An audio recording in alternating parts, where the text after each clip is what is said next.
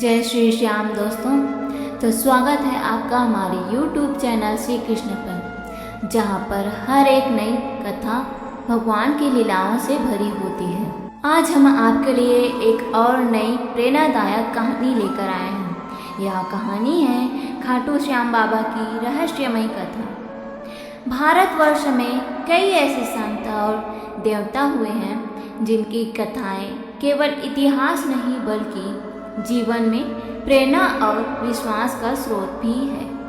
उनमें से एक है खाटू श्याम बाबा। उनकी कथा साधारण नहीं बल्कि रहस्यमय और अद्भुत है। यह कथा हमें बताती है कि सच्ची भक्ति, निस्वार्थ सेवा और अटूट विश्वास से कैसे कठिनाइयाँ भी आसान हो जाती हैं। कहते हैं खाटू श्याम बाबा का जन्म महाभारत काल में हुआ है। वे वही वीर थे जिन्हें बर्बरीक कहा जाता था। जन्म के समय ही उनके शरीर से दिव्य आभा निकल रही थी और आकाश में प्रकाश फैल गया। ज्ञानी पुरुषों ने देखा और कहा, यह बालक साधारण नहीं है, यह भविष्य में धर्म की रक्षा करेगा। यह कथा आपको ले जाएगी उस समय में जब बर्बरीक बचपन से ही अद्भुत शक्ति और दया के संगम से परिपूर्ण थे। जब उन्होंने महाभारत युद्ध में अपनी भूमिका निभाई और कैसे उनका शीश आज भी खाटू धाम में भक्तों के लिए चमत्कार और आशा का स्रोत है। इस कहानी में आप देखेंगे जन्म, तपस्या, दिव्य वरदान, युद्ध के चमत्कार, भक्तों की आस्था और आज भी जारी रहस्यमय शक्तियाँ। तो चलिए शुरू करते हैं खाटू श्याम बाबा की रहस्यमय कथा। कहानी सुनने से पहले अगर आप हमारे चैनल पर नए हैं तो चैनल को लाइक और सब्सक्राइब करिए। बहुत समय पहले भारतवर्ष में धर्म और अधर्म के बीच महान संघर्ष होने वाला था।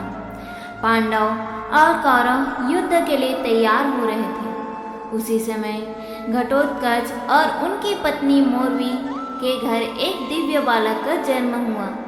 उनका नाम रखा गया बर्बरीक। जन्म के समय ही उसके शरीर से अद्भुत आभा निकली और पूरे आसमान में प्रकाश फैल गया। ज्ञानी पुरुष ने कहा कि यह बालक साधारण नहीं है, यह भविष्य में महान योद्धा और धर्म रक्षक बनेगा। बर्बरीक बचपन से ही तेजस्वी, वीर और दयालु थे। उनका हृदय हमेशा कमजोरों और पीड़ितों के प्रति करुणा से भरा था। उन्होंने प्रतिज्ञा की कि वे हमेशा हारने वालों का सहारा बनेंगे। जैसे जैसे वे बड़े हुए, उनकी साधना और तपस्या ने उन्हें दिव्य शक्तियों से परिपूर्ण कर दिया। देवताओं ने उन्हें 3 बाणों का वरदान दिया। पहला बाण किसी भी वस्तु को निशानित करके, दूसरा उसे नष्ट कर देता और तीसरा सब कुछ पुनः बहाल कर देता। केवल इन 3 बाणों से बर्बरीक पूरी पृथ्वी को जीत सकते थे। महाभारत युद्ध की तैयारी शुरू हुई। पांडव और कौरव सेनाएं आमने सामने थी। बर्बरीक ने निर्णय लिया कि वे धर्म की रक्षा करेंगे और युद्ध में उतरेंगे। उनका संकल्प था कि वे हमेशा उस पक्ष से लड़ेंगे जो कमजोर होगा। उनका उद्देश्य केवल और केवल धर्म और न्याय की रक्षा करना था। उसी समय भगवान श्री कृष्ण, जो सब कुछ जानते थे, साधारण ब्राह्मण का वेश धारण कर बर्बरीक के सामने प्रकट हुए। उन्होंने पूछा, वत्स, तुम कौन हो और इस युद्ध भूमि की ओर क्यों जा रहे हो? बर्बरीक ने विनम्रता से उत्तर दिया, मैं घटोत्कच का पुत्र बर्बरीक हूँ। मैंने प्रतिज्ञा की है कि मैं सदैव निर्बल का साथ दूंगा, इसलिए मैं युद्ध में उसी पक्ष में लड़ूंगा जो हारता हुआ प्रतीत होता है। कृष्ण ने देखा कि यदि बर्बरीक युद्ध में उतरे तो 3 बाणों की शक्ति के कारण युद्ध का संतुलन बिगड़ सकता है। उन्होंने उनकी शक्ति की परीक्षा लेने के लिए कहा, वत्स, तुम्हारे पास केवल 3 बाण हैं, क्या तुम सचमुच पूरी पृथ्वी को जीत सकते हो? बर्बरीक ने मुस्कुराते हुए कहा, हाँ प्रभु, 3 बाण ही पर्याप्त है। श्री कृष्ण ने सामने विशाल पीपल का वृक्ष दिखाया और कहा, यदि सचमुच तुम्हारी शक्ति इतनी महान है तो इस वृक्ष की सभी पत्तियों को अपने बाण से चिन्हित कर दिखाओ। बर्बरीक ने ध्यान लगाया, धनुष उठाया और एक बाण छोड़ा।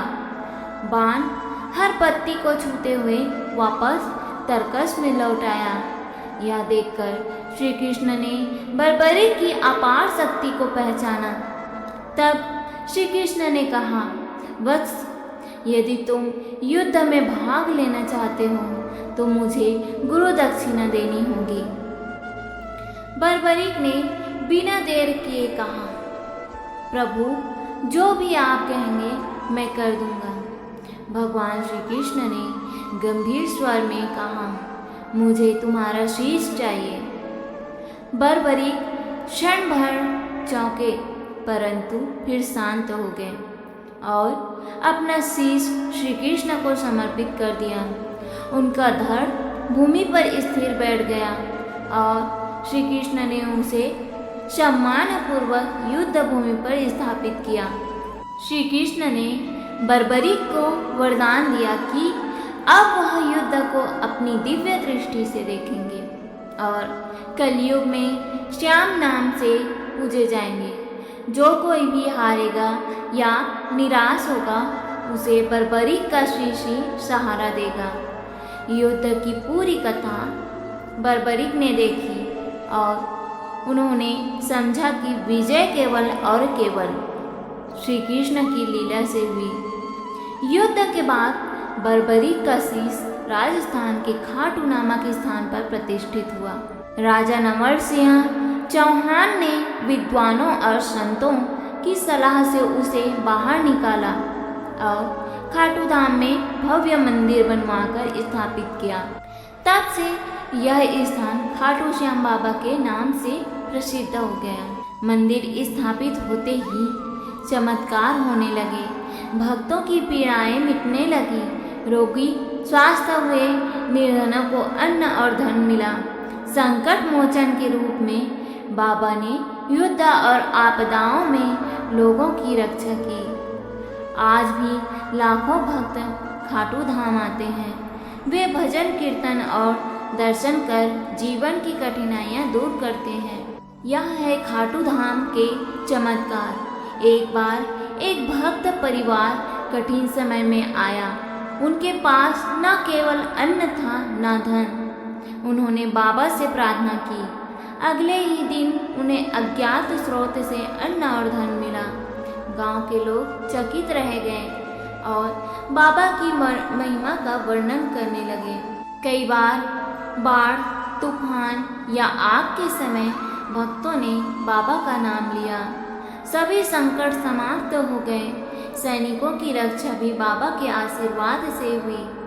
सैनिकों ने अपने अनुभव सुनाया कि युद्ध में गोली उनके पास से टकराई और पर उन्हें कोई चोट नहीं लगी। भक्त बताते हैं कि जब वे भजन करते हैं और सेवा करते हैं तो उनके जीवन में शांति, सफलता और सुख आता है। मंदिर में सेवा करना, प्रसाद चढ़ाना और भजन करना पुण्य माना जाता है। यहाँ अमीर और गरीब में कोई भेद नहीं। श्याम बाबा का संदेश यही है कि सच्ची भक्ति और समर्पण सबसे बड़ी शक्ति है। चाहे परिस्थिति कितनी भी कठिन क्यों ना हो, जब मनुष्य निस्वार्थ भाव से ईश्वर को पुकारता है तो उसकी प्रार्थना अवश्य सुनी जाती है। हार मानना नहीं, निराश होने पर भी आशा बनाए रखना, यही हारे का सहारा बनता है। कथा यही सिखाती है कि घमंड त्यागो, दूसरों की मदद करो, सत्य और धर्म के मार्ग पर चलो और कठिनाइयों में धैर्य और श्रद्धा बनाए रखो। जो भी सच्चे मन से श्याम बाबा को पुकारता है उसे शांति और समाधान मिलता है। अतः भक्त यही गाते हैं, जय श्री श्याम, खाटू श्याम हारे का सहारा तू। तो दोस्तों, यह थी हमारे बाबा खाटू श्याम की रहस्यमयी कथा, जिन्होंने बचपन से ही तपस्या करके 3 बाणों का वरदान प्राप्त कर लिया। ऐसे ही नई कथा सुनने के लिए हमारे चैनल को लाइक और सब्सक्राइब करें। कमेंट में जय श्री श्याम जरूर लिखें।